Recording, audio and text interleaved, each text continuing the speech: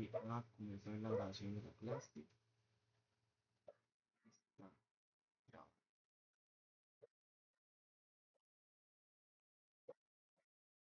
¿Me escucha bien ahí? Sí.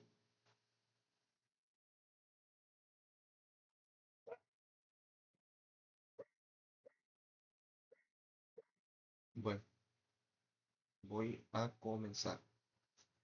Entonces estamos comenzando el módulo 3, que es sobre industria alimentaria.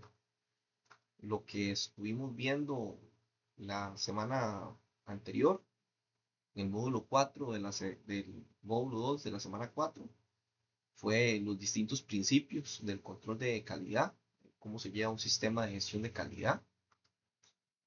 Y en la clase de hoy vamos a ver qué se entiende por microorganismos, los tipos de microorganismos que existen, los conceptos de intoxicación e infección, cuál es la diferencia entre estos dos, cuáles son los factores que afectan a los microorganismos. Eso va a ser importante porque nosotros en la planta vamos a ser los agentes que vamos a controlar eh, estos factores para que no se desarrollen los microorganismos en los alimentos. Vamos a ver algunos métodos de conservación de alimentos y sobre las enfermedades transmitidas por los alimentos.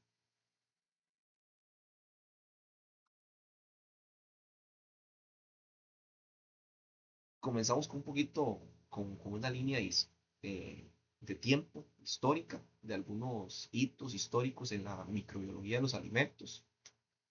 Comienza en 1809, cuando Nicholas Appert logra conservar carne en frascos de vidrio mantenidos en agua hirviendo. Eso fue para, para una guerra en Francia, porque necesitaban alimentar a las tropas. Y lo increíble de esto es que se haya hecho 50 años antes de que se descubrieran las bacterias. Después, en 1820, Kerner comienza a hablar sobre la intoxicación por embutidos, que es por el Clostridium botulinum, y la elevada tasa de mortalidad. Ya en 1854 comienza Pasteur su investigación para eliminar los microorganismos indeseables en el vino. En 1880 Alemania inicia la pasteurización de la leche. 10 años después ya comienza Estados Unidos. En 1943 Estados Unidos se utilizó por primera vez la irradiación para conservar alimentos. Y en 1981 en Canadá se identifica por primera vez el brote de listeria transmitida por los alimentos.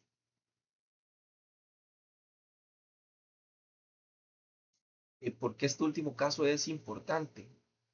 Porque la listeria monocitógenes comenzó a romper las reglas. Antes se creía que la refrigeración todo se detenía, pero este brote de listeria comenzó a crecer en frío. Entonces eso cambió la industria de embutidos y de quesos.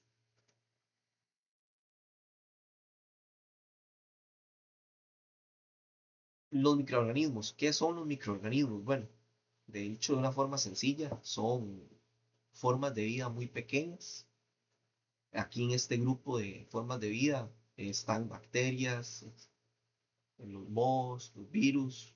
Ahí con los virus hay toda una discusión si están vivos o no están vivos, pero aún así los clasificamos como microorganismos. Están las levaduras, están algunos microorganismos que pueden causar deterioro de los alimentos y están beneficiosos, porque no todos los microorganismos son malos, ¿verdad? Más bien la mayoría son inocuos, realmente no nos causan mayor afectación y algunos son beneficiosos. Sin microorganismos no podríamos hacer yogur, no podríamos hacer queso, no podríamos hacer pan, cerveza o vino. Y se tienen también unos patógenos, como lo hemos mencionado, la salmonella o el Clostridium botulinum.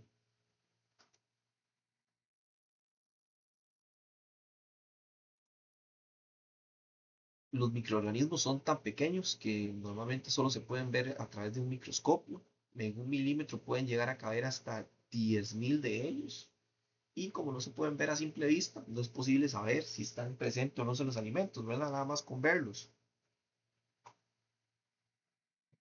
No lo podemos ver.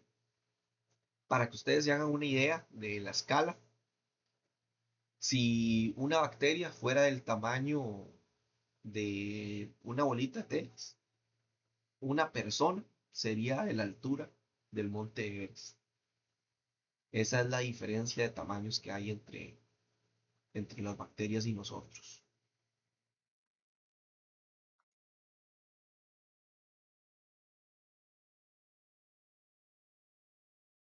En los microorganismos es por esta la razón que debemos saber cómo son, cómo se reproducen y su relación con los alimentos. Bueno, son tan pequeñitos que pueden estar presentes, están presentes en todo lado y eso incluye nuestros alimentos.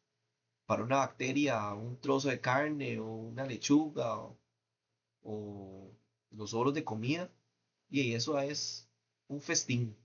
Hay un montón de recursos, tienen agua, tienen humedad, tienen alimento, que son las proteínas, tienen azúcares, lo que ellas necesitan para subsistir. Entonces, de ahí les estamos dando todo. Son alimentos.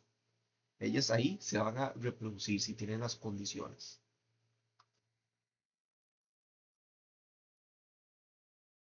Vamos a ver los principales tipos de microorganismos: los virus, los hongos, las levaduras, los parásitos, las bacterias y hasta las microalgas tóxicas. Las bacterias se reproducen en el alimento. Si usted dejamos un pollo afuera, 10 bacterias se van convirtiendo en millones porque ellas van reproduciéndose de forma exponencial. Pero en cambio, por ejemplo, un virus no se reproduce en el alimento. El virus utiliza el alimento como un vector. Daniela, tenés el micrófono abierto. Gracias. Entonces los virus utilizan el alimento más como un vector.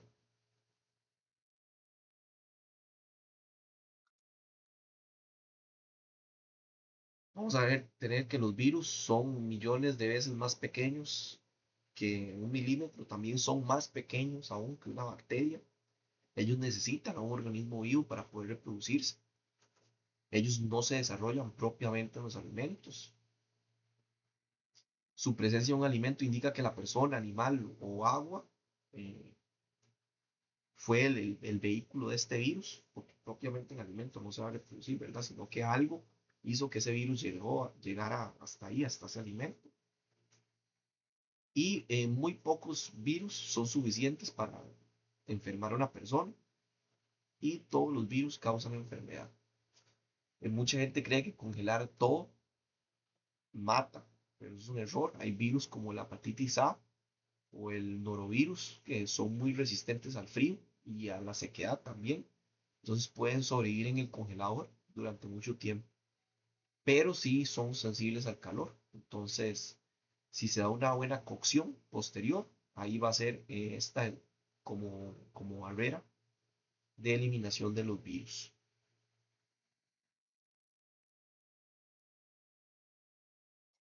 Hay un virus que se da algunas veces, muchas veces en los cruceros, el norovirus.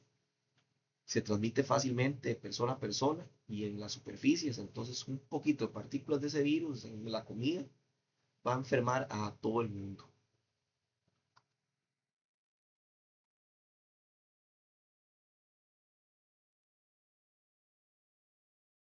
Vamos a tener a los hongos, que estos tienen una forma ramificada.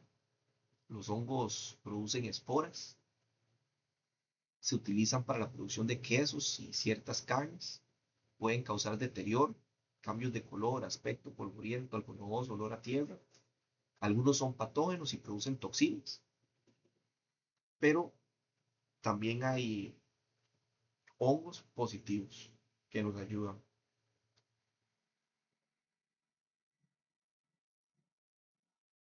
Los hongos son otra, otra rama de los seres vivos completamente distinta, ¿verdad? Estamos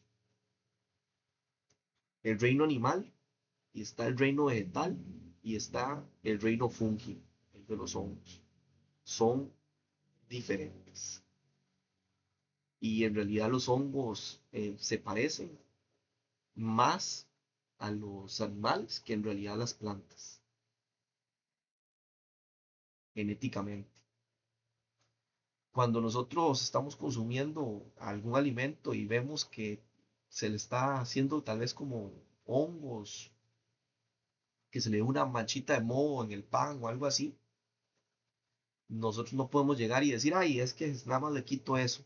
No, porque el hongo sigue penetrando, él penetró más allá del alimento de lo que solamente vimos ese aspecto algodonoso ahí. Eso nada más es como la flor, es la parte que está creando esporas, pero el hongo va penetrando profundamente. Entonces, cuando vemos un alimento con moho, no es recomendable nada más quitar esa partecita y consumir lo demás, sino que se da todo por contaminado.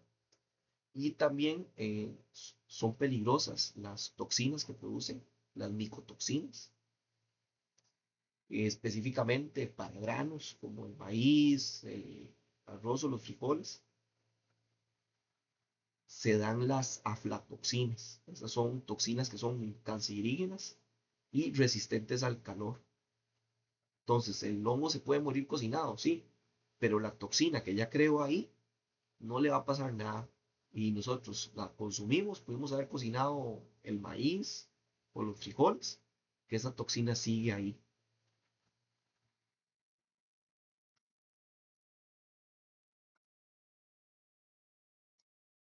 Hasta acá, ¿alguna duda, alguna consulta? Va quedando todo claro.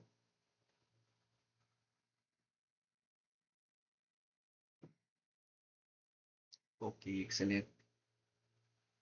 Bueno, también tenemos a los parásitos, que ese es un organismo que depende del huésped, por lo menos durante alguna etapa de sus vidas, ya sea la etapa de huevo, de larva, o en la etapa adulta. Pueden encontrarse naturalmente en el tejido de algunos animales o en el agua. Pueden desarrollarse en el tracto intestinal de las personas o los animales. El ser humano los adquiere al ingerir agua o alimentos contaminados con los huevos, larvas o los parásitos adultos.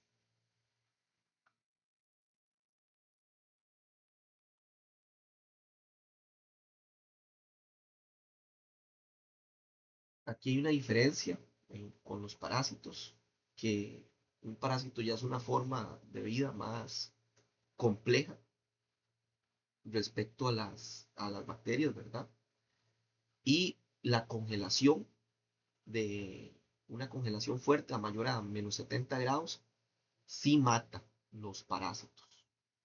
Entonces, por ejemplo, el pez que se consume para sushi, este es un pez que no se cocina, sino que se consume crudo. Y hay unos parásitos que pueden tener los peces, que se llama el Akinasakis, que entonces el método que se hace es congelar esta carne a -70 grados. Y al hacer esta supercongelación, se asegura que este parásito eh, se mata, se elimina, que ya no le va a causar ningún daño de usted consumir ese pescado crudo, ¿verdad? Porque si también, si yo cocinara el pescado, la cocción va a ser otro método de eliminación de este parásito. También está las larvas de trichinela, que se da comúnmente en la carne de cerdo. Estas son larvas que se encapsulan en el músculo del cerdo y que se quedan ahí hasta que otro animal llega y lo consumen. Entonces, si nosotros no cocinamos bien esa carne de cerdo y tenía este parásito, se nos transmite a nosotros también. Por eso la importancia de la cocción. Vamos a tener también microalgas tóxicas, algunas algas marinas microscópicas que producen toxinas relacionadas con el fenómeno que se llama marea roja. Existen alrededor de 4.000 especies de algas, de las cuales 70-80 son nocivas. Como pueden ver, la mayoría no, no causan daño, es una minoría.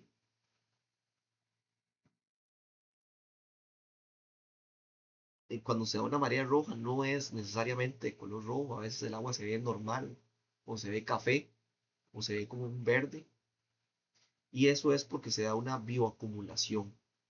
Las algas son la base como de la cadena alimenticia, y ellas fabrican esta toxina, pero no les afecta. Y cuando se dan estas mareas rojas es porque se da una sobrepoblación de estas algas. Entonces producen a estas toxinas en masa. Y aquí, ¿qué es lo que pasa? Cuando los moluscos filtran esta agua de mar, ellos se alimentan de estas algas tóxicas y acumulan la toxina.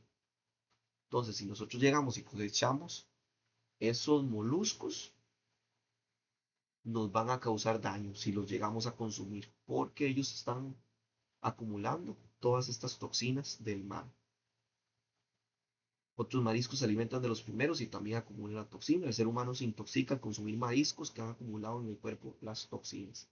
Por eso cuando se tiene marea roja, se declara veda en el consumo de estos productos.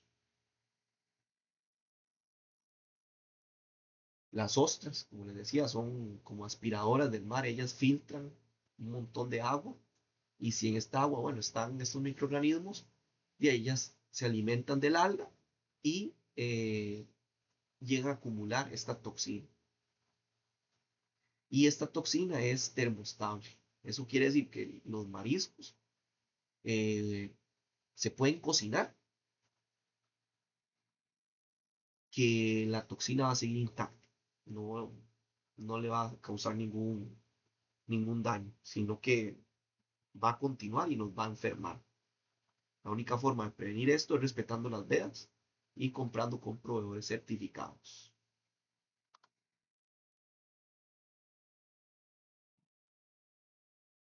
Vamos a tener las bacterias. Las bacterias son 1000 veces más pequeñas que un milímetro.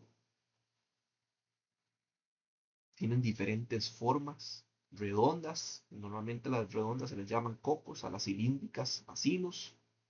Hay bacterias con forma de coma, hay bacterias con forma espiral y se pueden agrupar de diferentes formas, en cadenas o en racimos. Las bacterias son las principales responsables de enfermedades asociadas con los contaminantes biológicos. ¿Y por qué? ¿Por qué las bacterias son el principal riesgo?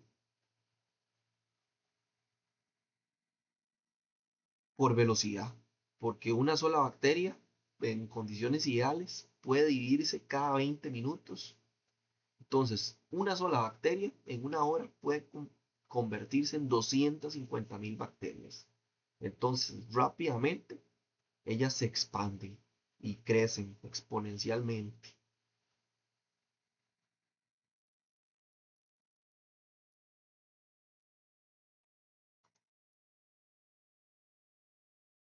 ¿Dónde están los microorganismos? Bueno, están en todas partes. Pero que estén en todas partes no quiere decir que sea peligroso. No necesariamente. La mayoría de microorganismos son inofensivos. No nos causan ningún daño. En el aire que respiramos hay microorganismos. En nuestro celular que lo tocamos hay microorganismos.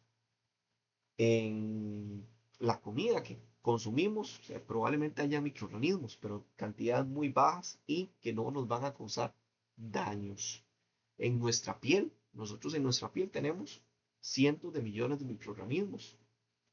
De hecho, con nosotros conviven aproximadamente la misma cantidad que hay de células humanas en el cuerpo, hay la misma cantidad de bacterias.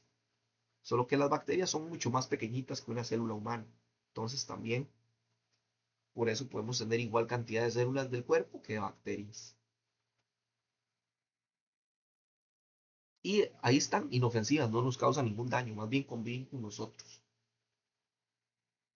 Entonces nuestro trabajo es concentrarnos en las bacterias, en los microorganismos que son patógenos, que nos pueden causar daño. ¿Dónde están los microorganismos? Bueno, en todas partes, son omnipresentes. En el polvo, en el aire, en el agua. El detalle es que, por ejemplo, en el aire no suelen multiplicarse porque ahí no hay comida ni agua, pero ellos se mantienen ahí y viajan.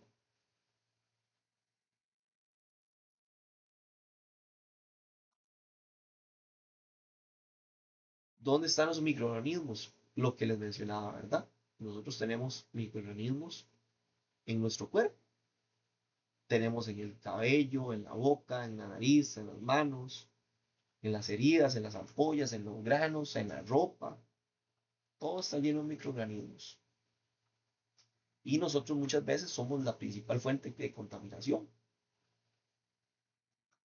Por ejemplo, nosotros tenemos una bacteria, el Staphylococcus aureus, que vive naturalmente en la nariz y en la piel de la cara, en un 30% de personas sanas y que no nos enferma, pero que si esta bacteria se llega a reproducir mucho en un alimento, como un queso o un jamón, puede llegar a liberar una toxina.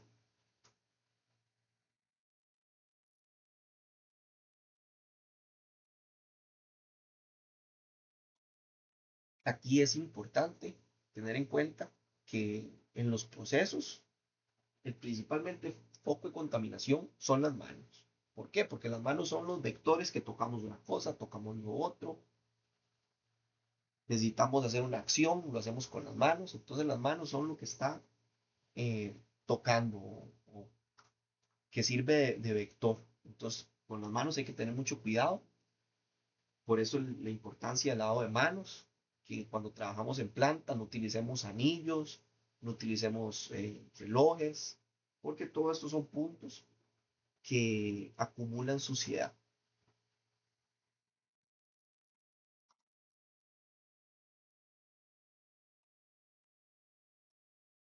¿Dónde están los microorganismos? En los pisos, en los locales sucios, en los equipos, los utensilios, en los manipuladores descuidados, en la basura, en los materiales en desuso, en los alimentos deteriorados. En todo lado están los microorganismos.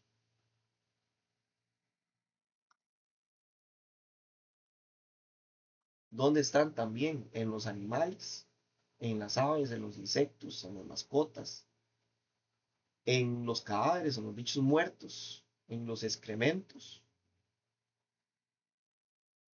Por ejemplo, las moscas y y las cucarachas, normalmente no es que ellas eh, tengan enfermedades, sino que ellas sirven de vector de las enfermedades, porque por las patas ellas pasan encima de todo.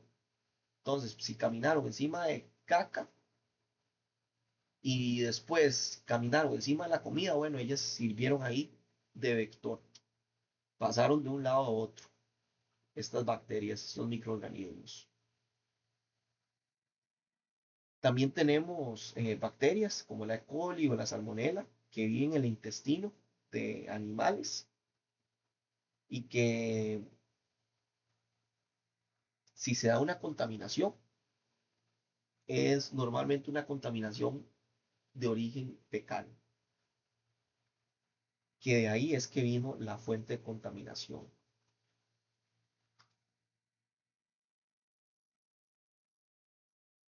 Vamos a ver la definición de alimento inocuo. Recordar que alimento inocuo es aquel que se encuentra en buen estado, libre de microorganismos y materias extrañas o que le vayan a causar daño al consumidor. Un alimento inocuo, simple y sencillamente, es un alimento que no le va a causar ningún daño al consumidor. Eso es. No significa que es un alimento libre completamente de microorganismos, libre de bacterias. No tiene ni una sola bacteria, no tiene ni un solo microorganismo. No, eso no es un alimento inocuo.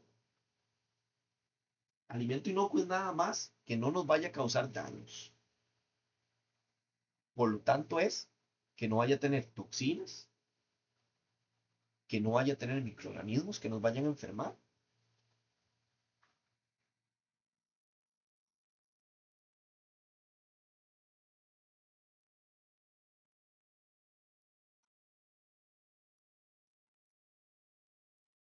Y esto es lo peligroso de la contaminación de los alimentos.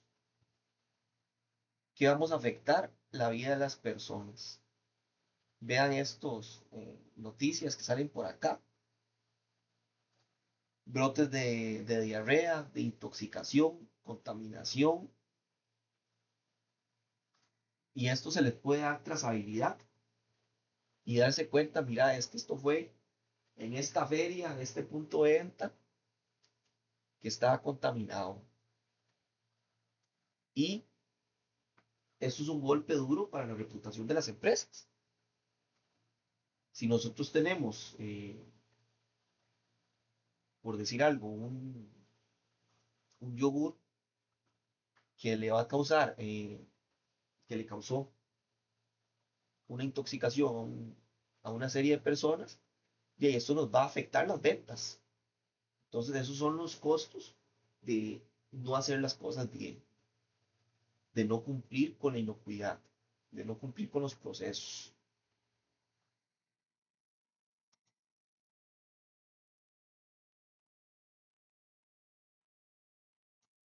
Hasta acá, ¿tienen alguna duda, alguna consulta? ¿Todo claro?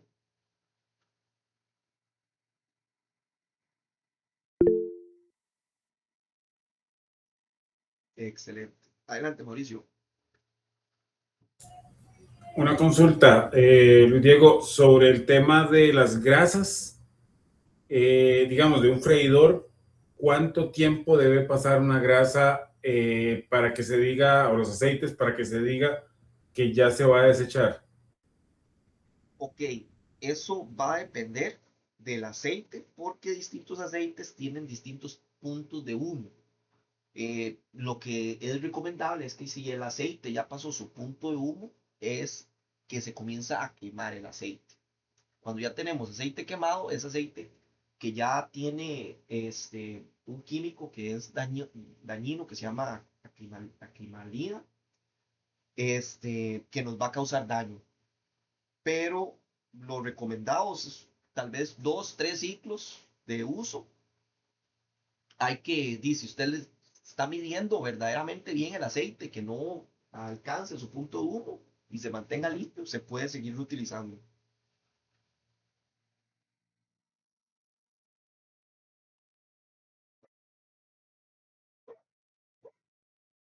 Entonces, eso es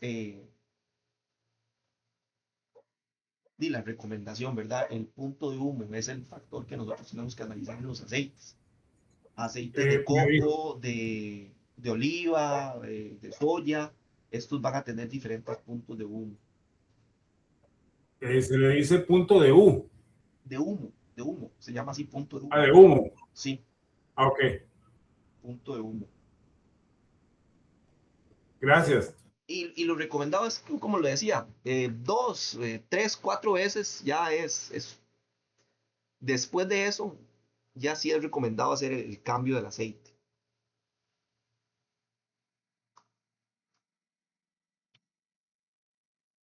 Ok. Y no es por una cuestión de microorganismos propiamente, porque en el aceite más bien no se van a dar microorganismos,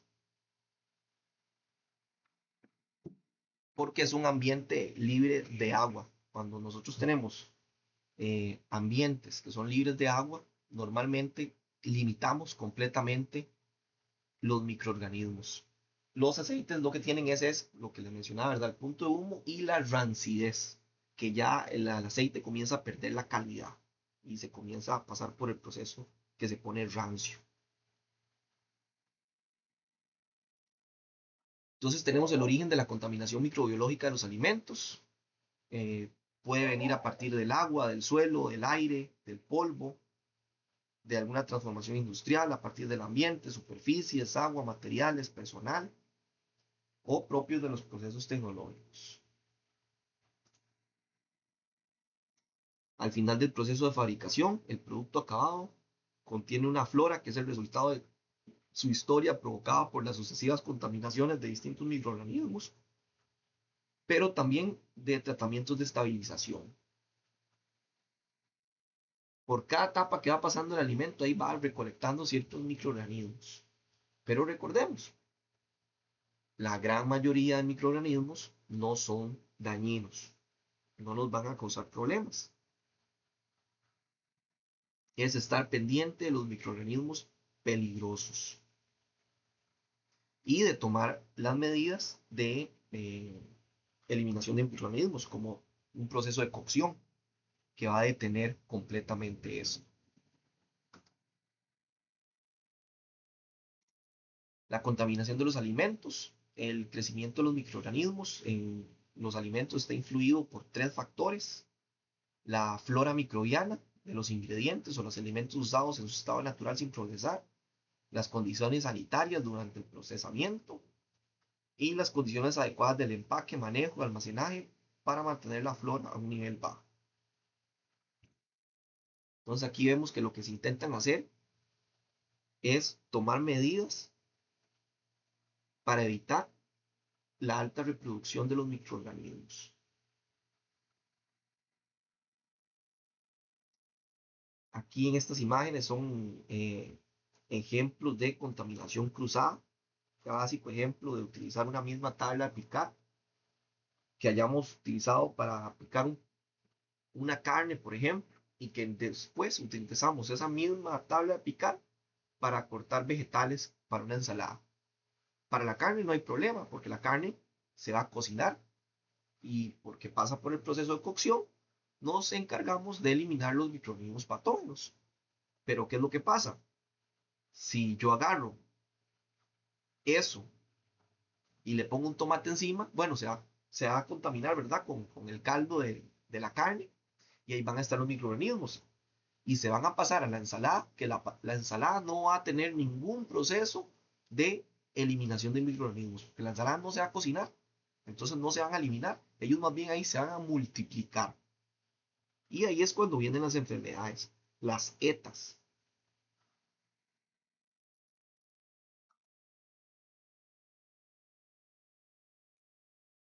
La multiplicación bacteriana, los microorganismos se reproducen dividiéndose en dos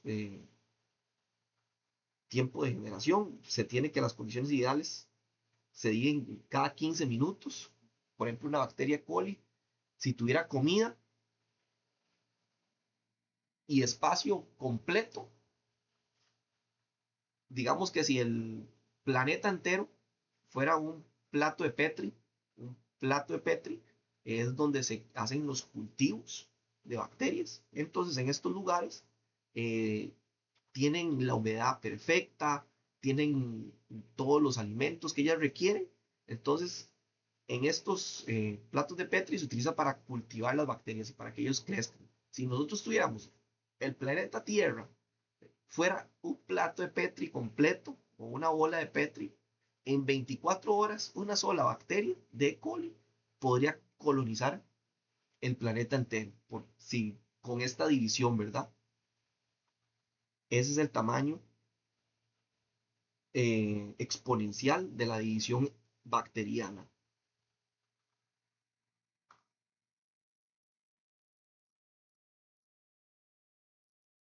Vamos a ver que utilizan división celular. Ellos hacen fisión binaria, se dividen. Las bacterias son máquinas biológicas simples. Ellas no tienen sexo ni procesos biológicos complejos como los animales. Entonces dedican toda su energía a copiarse. Por eso nos ganan en velocidad. Mientras una vaca dura 9 meses en tener una cría, una bacteria se divide en 20 minutos. Pero a pesar de que las bacterias también no tienen sexo, ellas utilizan otros mecanismos de recombinación genética. Entonces ellas recogen genes que se encuentran en el exterior, que se encuentran ahí en el ambiente. Entonces usted puede tener eh, una bacteria que es eh, resistente a antibióticos y tiene esta bacteria que es resistente a antibióticos y usted tiene otra especie diferente de bacteria que no es la misma, que no es esa otra, pero esta puede absorber esa resistencia por procesos biológicos de las bacterias.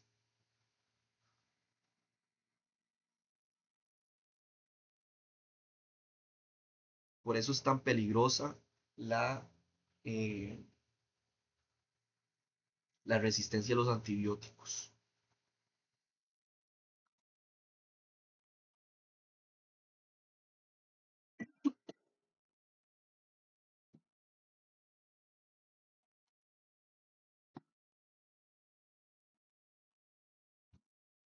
Ok, como ejemplo, si dejamos un pollo crudo durante una hora sobre el mostrador de la cocina y ese pollo tenía 2000 bacterias cuando lo dejé, en una hora, ¿cuántas bacterias van a haber?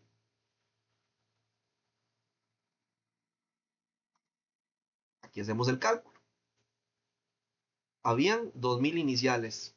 En 15 minutos hay 4000. En otros 15 minutos hay 8000. En otros 15 minutos 16000. En una hora se llega a tener 32.000 bacterias. Y ahora, para tener 64.000 bacterias, no hay que esperar otra hora. En 15 minutos más se van a tener 64.000 bacterias, porque ellas tienen crecimiento exponencial. Pero esto es verdad con todas las condiciones perfectas para ellas.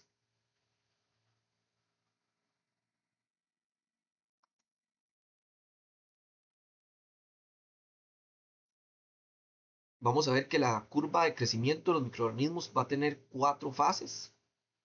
Una fase lag, que es como de adaptación.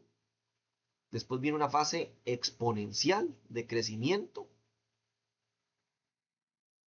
Aquí lo podemos ver. Después vamos a tener una fase estacionaria, que es sin crecimiento neto. Y una fase de muerte, que ya comienza a decaer. En la fase lag, aquí las bacterias están estresadas, están acostumbrándose a ese lugar, al frío, a la sal, y no se están reproduciendo. Nuestro trabajo es siempre alargar esta fase, esa fase de adaptación, que ellas no se adapten para que no lleguen a la fase exponencial. Que ya en la fase exponencial fallamos. Ahí comienzan a crecer completamente las bacterias. Ya ahí es más difícil de tenerlas. En la fase estacionaria, ¿por qué se detienen? Bueno, porque no es que ellas paren porque quieran, sino que ya comenzaron a topar sus límites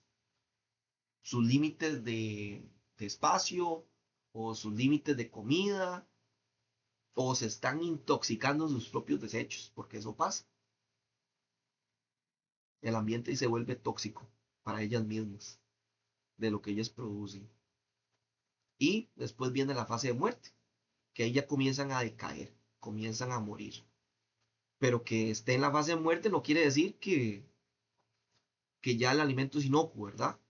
Porque estas bacterias pudieron haber producido toxinas, toxinas que después nos van a causar daños. Igual quedan ahí un montón de bacterias. No es que mueren absolutamente todas, sino que decaen.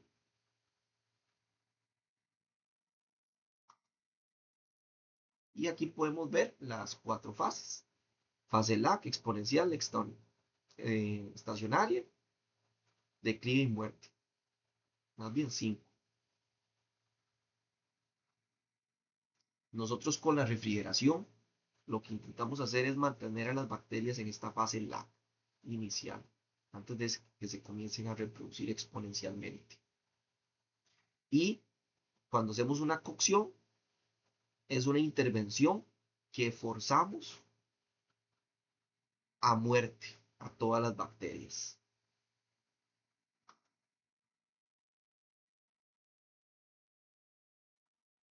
¿Qué factores influyen en el crecimiento microbiano?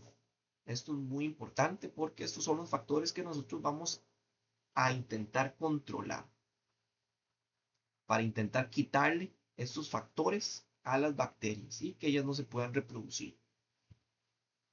Ellas requieren alimento. Estos alimentos pueden ser azúcares, proteínas, grasas. Se necesita agua disponible, AW. Eso se representa como AW porque que un alimento tenga agua no quiere decir que tenga agua disponible. Eso tiene que ser agua disponible para las bacterias y se define como AW y se utiliza un rango de 0 a 1. 0 representando AW sin nada de agua y 1 representando agua pura completamente. Si nosotros tenemos ya un alimento con un AW menor al 0.8 de agua disponible, normalmente ya se inhibe el crecimiento bacteriano. Va a requerir temperatura y tiempo, una temperatura adecuada y tiempo para que se reproduzca. Va a requerir de oxígeno, va a requerir de un ambiente que esté en una acidez óptima para ellos, ni muy ácido ni muy básico. Y vamos a combatir esto con aditivos alimentarios. Vamos a ver cada uno de estos puntos. Los alimentos para las bacterias es lo que les decía, azúcares, proteínas, grasas y minerales. Ellas requieren estos insumos para reproducirse.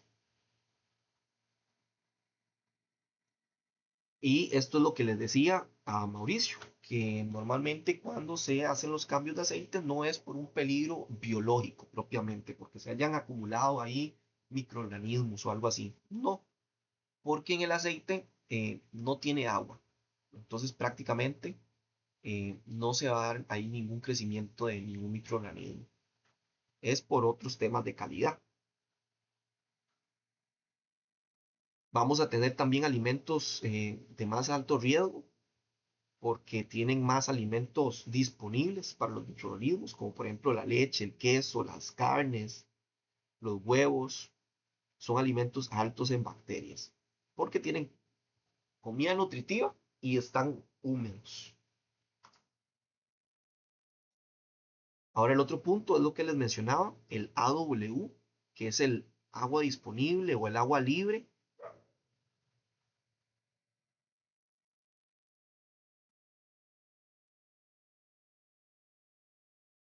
Y que esto va a depender de la concentración de azúcar o la concentración de sal o la baja humedad.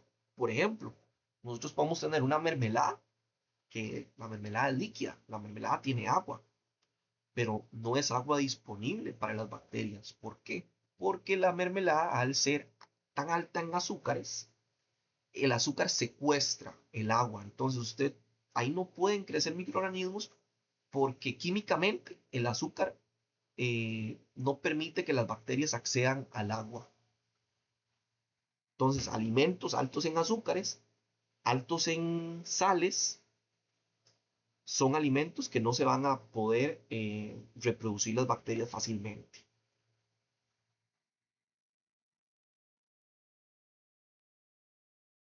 O alimentos secos.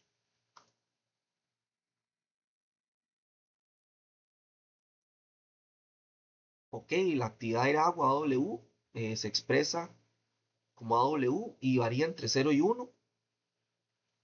1 siendo agua pura y 0 siendo un alimento completamente seco. Por ejemplo, las harinas están en 0.7, los embutidos en 0.85.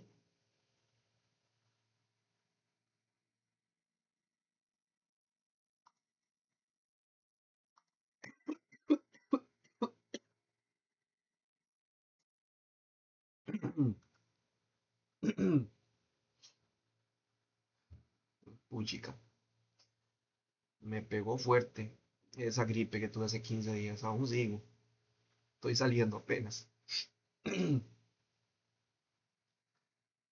Ok, otro factor es la temperatura.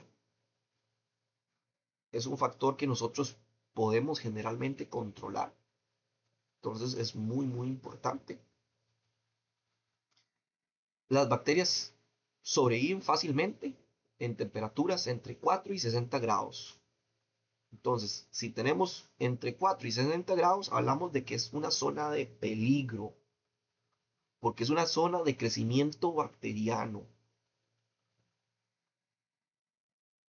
A más de 100 grados las bacterias se mueren y a menos de 100, a menos de 0 grados crecen muy lentamente y también requieren tiempo para desarrollarse. Y siempre tenemos excepciones. Hay bacterias que crecen en, en altas temperaturas, en agua hirviendo, por ejemplo. Hay bacterias que están en los geysers, que ellas viven en esas condiciones, pero son extremófilas. También hay bacterias que viven en concentraciones altísimas de sal, pero también son extremófilas. Normalmente nosotros no nos enfrentamos a ellas.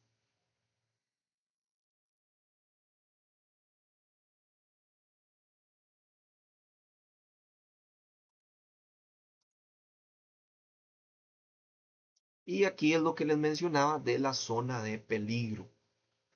Eso es un concepto que se utiliza mucho y que es muy importante que lo tengan claro.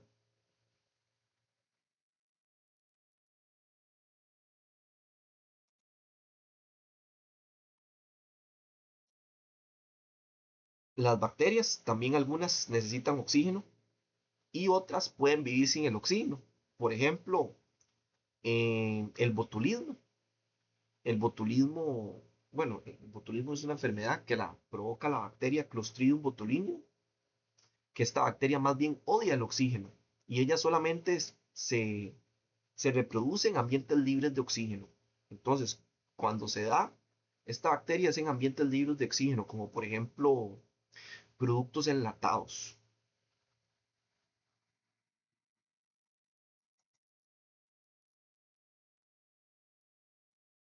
Vamos a tener la acidez, que los alimentos crecen mejor en alimentos neutros como la leche, carne y vegetales, y en alimentos muy ácidos o muy básicos no les gusta.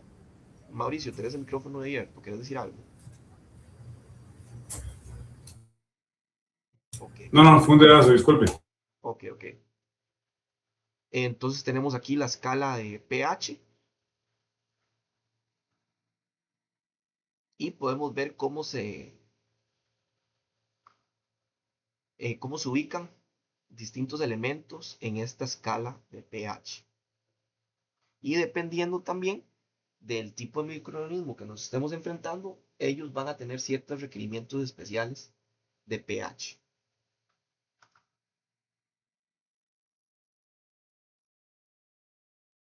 Esta es otra escala. Podemos ver que hay alimentos que son más ácidos y otros alimentos que son más alcalinos. De hecho, uno de los primeros barreras del cuerpo humano es la digestión. Nosotros tenemos ácido dentro de nuestro estómago. Es un ácido con un pH de 1 a 2.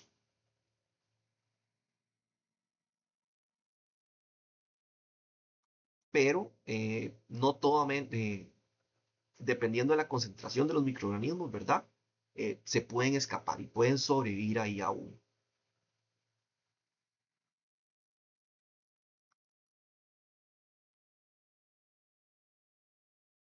Vamos a clasificar los microorganismos según su pH óptimo.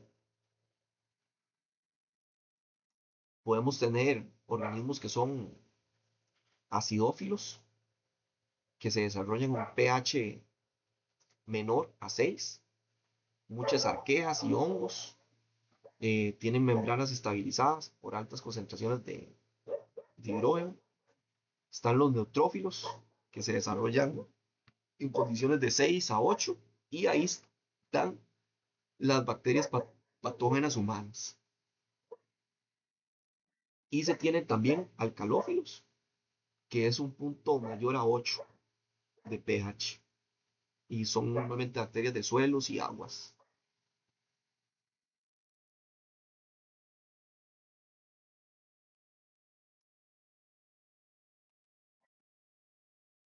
Los microorganismos nos pueden servir de barrera contra otros microorganismos patógenos. Por ejemplo, el yogur. Para hacer yogur se tiene que dar un cultivo de lactobacillus. Y el lactobacillus es una bacteria eh, que es más ácida. Digo, es más alcalina. Entonces, ella transforma su ambiente en un ambiente más alcalino que evita que otras bacterias patógenas, se desarrollen. Entonces ahí la fermentación nos viene a ayudar.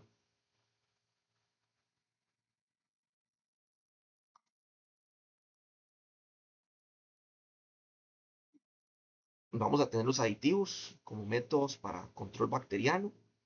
Son sustancias que pueden ser adicionadas a los alimentos para impedir el crecimiento microbiano. Se tiene el sal, el azúcar, espesantes, preservantes. El sal y el azúcar conservan los alimentos, pero ¿cómo es eso que conservan los alimentos? Bueno, eso es por lo que les mencionaba antes del agua disponible. Concentraciones altas de sal o azúcar no dejan agua disponible para las bacterias. Es por un proceso de ósmosis. Entonces, si ahí llega una bacteria, más bien la concentración de sal y de azúcar que hay en el ambiente, le extraen el agua a la bacteria y la matan. Ella no se puede desarrollar ahí.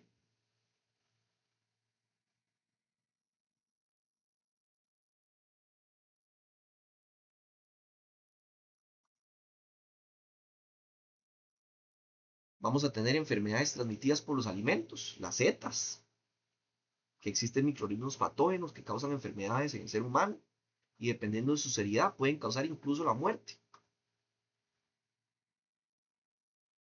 Estas setas pueden ser transmitidas por alimentos contaminados con microorganismos patógenos o con sus toxinas. Pueden haber de periodos de incubación corto, de 2 a 48 horas, o incluso ya periodos de incubación de 24 a 72 horas, o incluso de semanas. Por ejemplo, el virus de hepatitis puede durar hasta 3 semanas en presentar síntomas.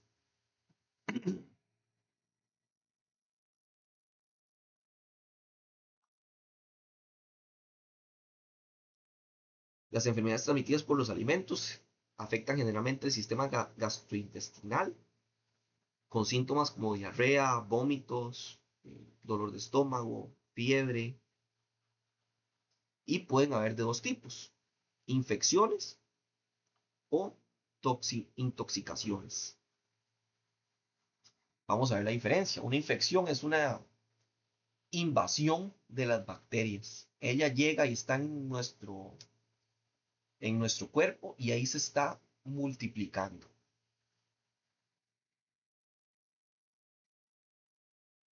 Y una intoxicación es como un envenenamiento. Ya la bacteria se murió, no importa, pero hay que una toxina, que esa toxina nos hace daño. La infección se produce cuando una persona ingiere un alimento que tiene una gran cantidad de microorganismos patógenos y los mismos se desarrollan en su tracto digestivo. Y aquí el microorganismo tiene que estar vivo al momento de comerlo.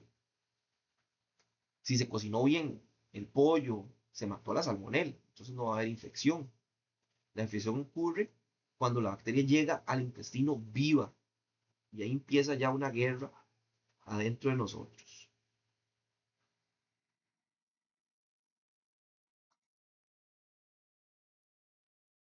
La intoxicación se produce cuando la persona come un alimento que contiene toxinas producidas por los microorganismos.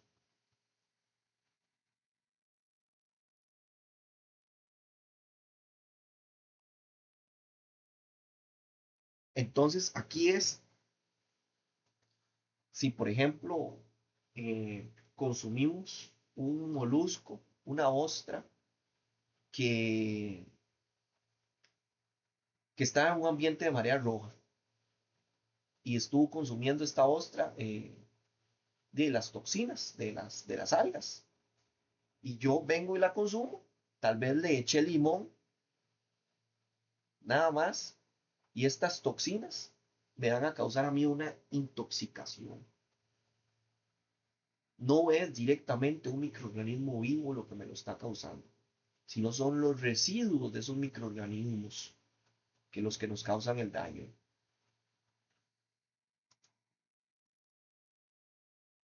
Vamos a tener población de alto riesgo. Hay personas que son más susceptibles a las enfermedades transmitidas por los alimentos. ¿Por qué?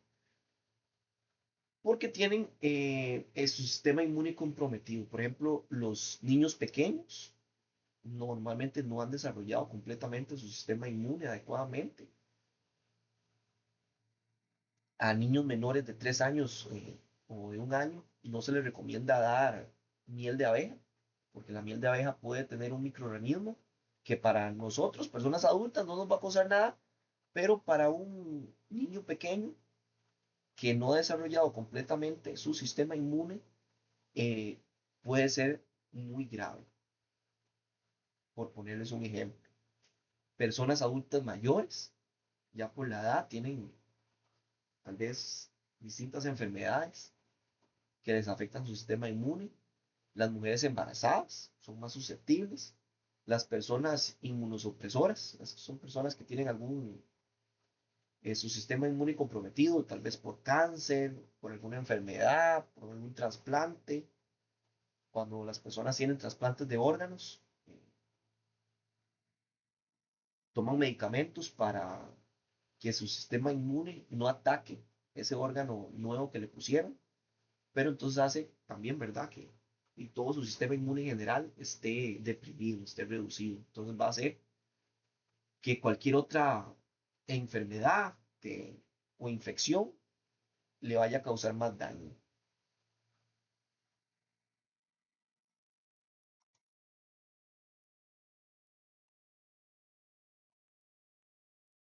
Las enfermedades transmitidas por los alimentos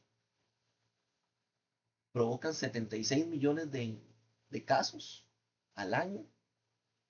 Estas suelen ser estimaciones nada más de Estados Unidos, entonces son la punta del iceberg. Por cada persona que va al hospital, probablemente hay 10 personas que se enfermaron y se quedaron en la casa, que no les pasó a más, pero se sintieron mal un par de días y ya. Y hay más de 5.000 muertes al año. Los principales agentes puede ser el Staphylococcus aureus, la Salmonella, la Clostridium botulinum, la E. coli, la Listeria monocytogenes, eso en bacterias. En virus, el de hepatitis A, el rotavirus, se pueden tener algunos parásitos, el Angustidium costarricensis, el Giardia lambia y el Trichanella spiralis, que este es el que les mencionaba en carne de cerdo. Este tiene nombre costarricensis porque fue descubierto en Costa Rica, casualmente.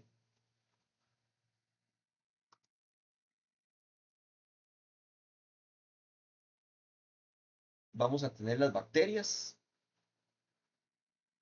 como el Staphylococcus aureus, les mencionaba que se encuentra en la piel, en la nariz, de personas sanas, hasta un 30%, 50% de la población la puede tener. Y la Staphylococcus aureus produce una toxina que es termoresistente. Entonces, si cayera sobre la comida y después se multiplica y después pasa por un proceso de cocción, ya la bacteria no está, pero quedó la toxina. Está la salmonela, que se encuentra en el intestino de muchos animales y también en el ser humano. Está la Clostridium botulinum, que es alimentos normalmente en conservas enlatadas.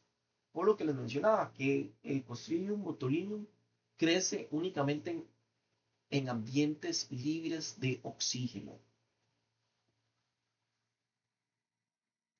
La salmonela no produce toxinas, las bacterias son ingeridas y crecen en nuestro organismo, entonces ellas producen una infección.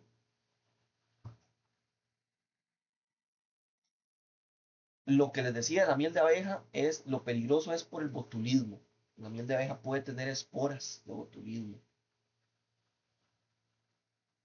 y no se le recomienda dar a niños menores de 1 año.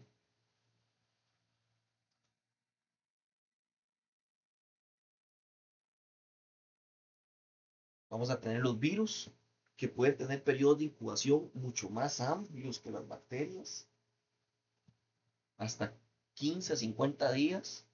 Pueden tener distintos síntomas: falta de apetito, náuseas, vómito, diarrea, orina oscura, síntomas similares al resfrío, icteria.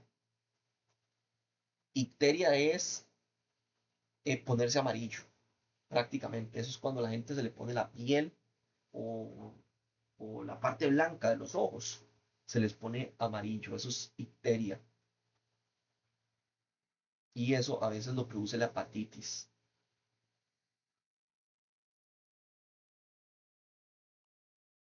Se da de una duración de 2 a 3 meses, de 2 semanas a 3 meses. Está asociada con la ingestión de mariscos, productos agrícolas frescos, agua contaminada o alimentos contaminados.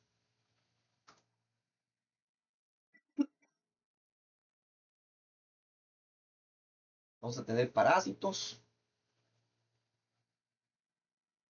como por ejemplo el Angostridium costarricensis, que es un nemato, que este parásito alcanza su madurez sexual en el intestino del ser humano y ahí deposita los huevos, causa intensas reacciones inflamatorias.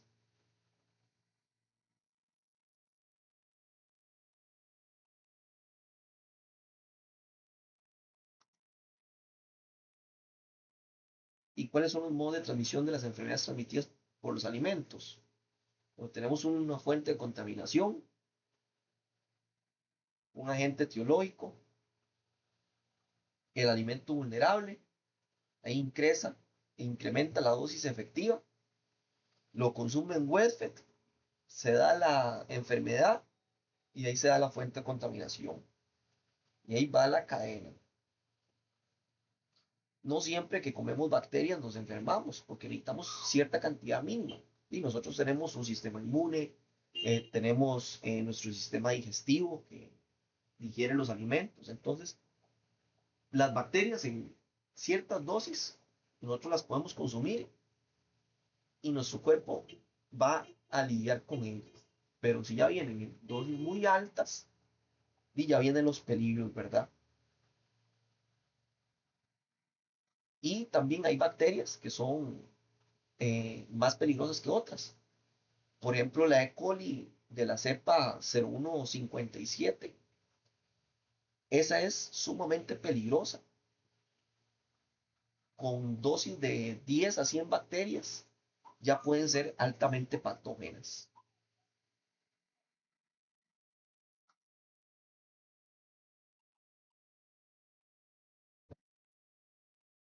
Nosotros vamos a buscar lograr un control microbiológico de los alimentos. ¿Qué quiere decir eso? Nosotros vamos a buscar reducir los microorganismos que hay en nuestros alimentos. ¿Cómo lo vamos a lograr? Bueno, con diferentes métodos. ¿Para qué? Para proteger al consumidor, para reducir la transmisión de enfermedades a través de los alimentos, de los microorganismos patógenos. Se va a prevenir también la alteración de los alimentos, se va a evitar la degradación microbiana de los alimentos. Pero estos dos son diferentes. ¿Por qué? Porque los microorganismos de deterioro son normales, no nos van a causar mayor problema. Tal vez hacen que un alimento huela mal, pero no es que nos causan daños. En cambio, los microorganismos patógenos sí son dañinos. Algunos métodos para obtener alimentos seguros y con una mejor vida útil van a ser tratamientos térmicos, como la pasteurización, la esterilización, la cocción. Vamos a tener condiciones higiénicas de los equipos y del personal. Se va a limpiar bien las cosas, se va a eliminar las grasas, los restos de alimentos, se va a desinfectar las superficies, se van a separar los alimentos para que no haya riesgos de contaminación cruzada. van a pasar procesos de cocción y después de enfriamiento. Y ahí muchas veces se pierde la cadena de frío. Entonces es vital que si nuestro producto es de mantener en refrigeración, mantener siempre la cadena de frío.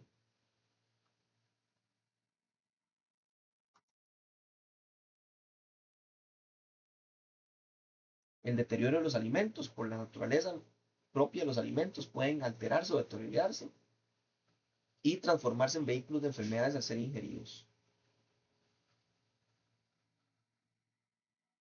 Por ejemplo, esa manzana podrida,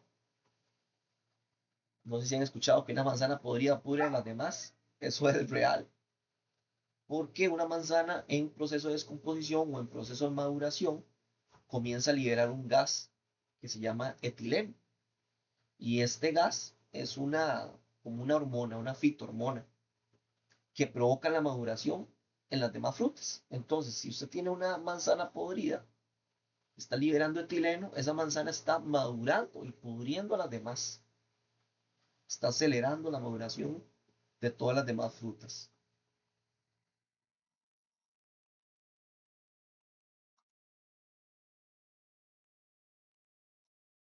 Un alimento alterado, los alimentos pueden alterarse o deteriorarse debido a las deficientes condiciones que son obtenidos, elaborados o distribuidos, almacenados o conservados.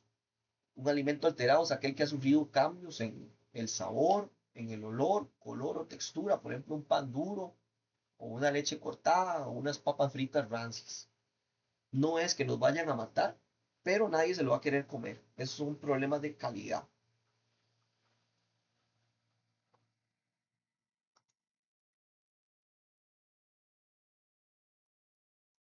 Un alimento contaminado es un alimento que va a tener algo ajeno a su naturaleza y puede ser un agente físico, químico o biológico que lo vaya a hacer peligroso para la salud.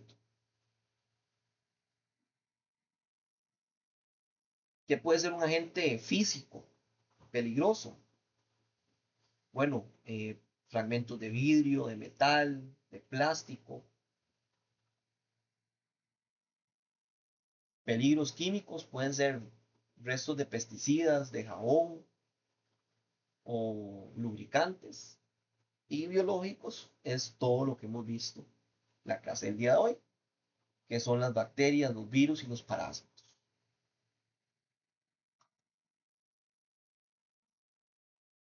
Nosotros vamos a buscar evitar el deterioro de los alimentos y para retardar el deterioro o alteración de los alimentos es necesario conocer las características propias de cada alimento y los factores que debemos combatir. Para producir alimentos inocuos, libres de peligros, tenemos que evitar que los mismos se contaminen y la mejor herramienta para prevenir la contaminación de los alimentos es la prevención. Hasta acá, ¿alguna duda, alguna consulta?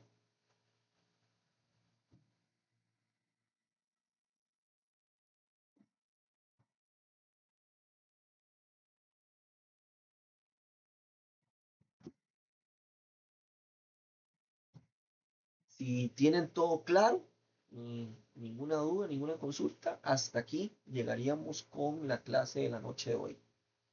Así que tengan muy buenas noches, estudiantes. Diego, ¿podemos conversar un segundo? Adelante, Mauricio, está bien. Que con lo anterior, eso es por aparte del curso, traté de localizar a don Fernando, pero de ahí me dijo que era con usted. Lo de reponer el examen, Sí, correcto. ok, voy a hablarme con él porque yo nunca he hecho ese proceso. Entonces no sé ni siquiera si yo tengo la potestad de hacerlo en la plataforma. Tenía entendido que no. Ok, de todos modos, en las evaluaciones está lo de ampliación, ¿verdad? Ajá. Eso sí lo puedes hacer directamente. Bueno, Ok, eso es con la gente de servicio al cliente. servicio al cliente. Correcto. Sí. Ok, ok, no, perfecto, muchas gracias. No, pura vida. Voy a hablarme con él entonces, nada más. Ok, gracias. Pura vida, Mauricio.